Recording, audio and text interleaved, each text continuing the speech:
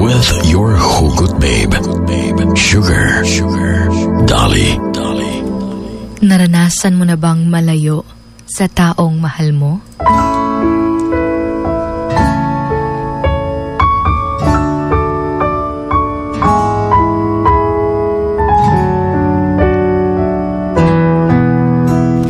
Na-feel ba ni mo ng lagyo mo sa usag-usa?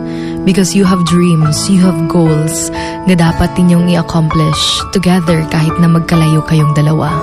Hindi talaga maiiwasan, especially sa mga long-distance relationship, yung siguro may mga kaunting tampuhan. And actually, being in a long-distance relationship, ito yung situation na nakakalungkot siguro, nakakapagod, na minsan tila ba'y akala mo wala ng pag-asa. Tungod lagi kay lagyo mong duha sa usag-usa.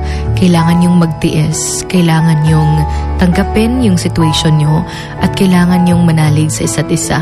Dapat na ang faithfulness, dapat na ang trust o ang honesty, na kahit na magkalayo man kayo, pero andyan pa rin yung pagmamahal nyo hanggang sa dulo.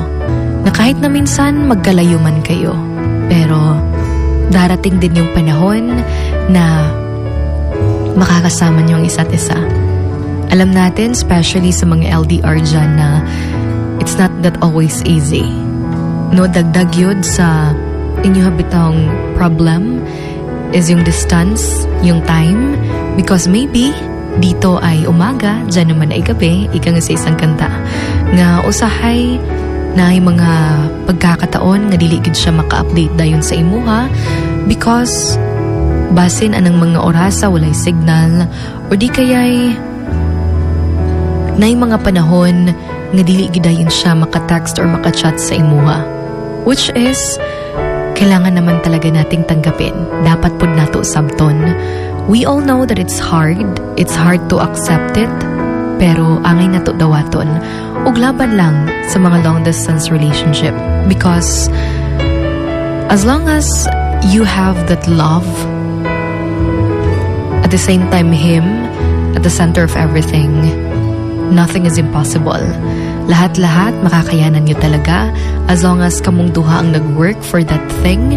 At the same time, if willing gid ka to be with that person hanggang sa dulo, hindi ka talaga bibitaw sa inyong mga pangako. This is Emotions Going Wild with your hugot babe, Sugar Dolly, on Wild FM 103.1.